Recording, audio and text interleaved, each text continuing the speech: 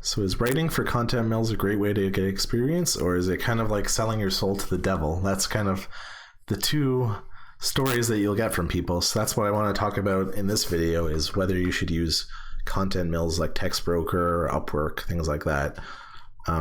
So you'll often see complaints from other writers telling you to never use these platforms. They don't pay very well and the clients are horrible and stuff like that.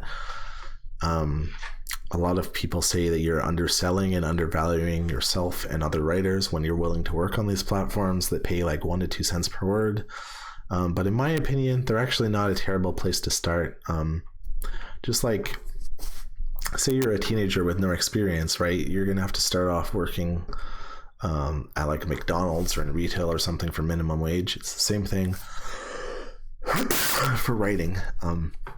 If you have no experience, nobody's going to hire you right out of the gates and pay you like 10 cents a word unless you get super lucky or are really good at selling yourself. So in my opinion, you have to start somewhere. You kind of have to pay your dues, and working for content mills also gives you some really valuable experience. Like, I learned what H1, H2, H3 headers are.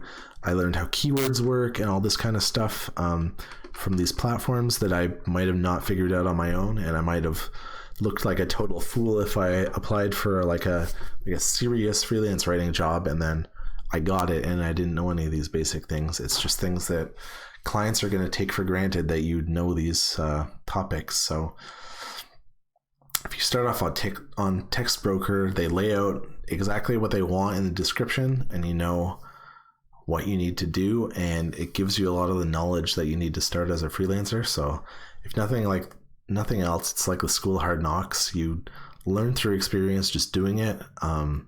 So I'd recommend it for that. You also learn how to communicate with clients.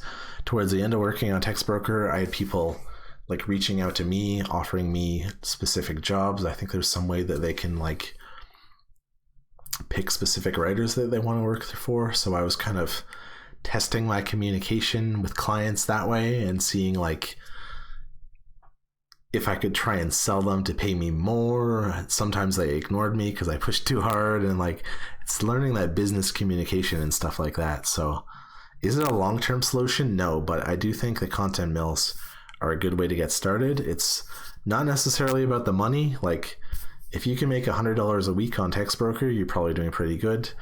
But more than anything else, I think it's just a way to get into the industry, get to know writing.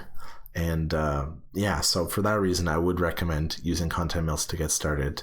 So subscribe if you like this information. I'm going to have some more coming out. If you have any questions about freelance writing, feel free to leave them for me in the questions section below, and I will reply to those and help you guys out, because I wish I had more information like this when I was starting out. That's why I'm making these videos. I want to help you guys. If you are thinking about being a freelance writer, or if you're just getting started and struggling, I want to give you that information that you need to get started. So stay tuned to the next video for my next tip, and I'll see you next time.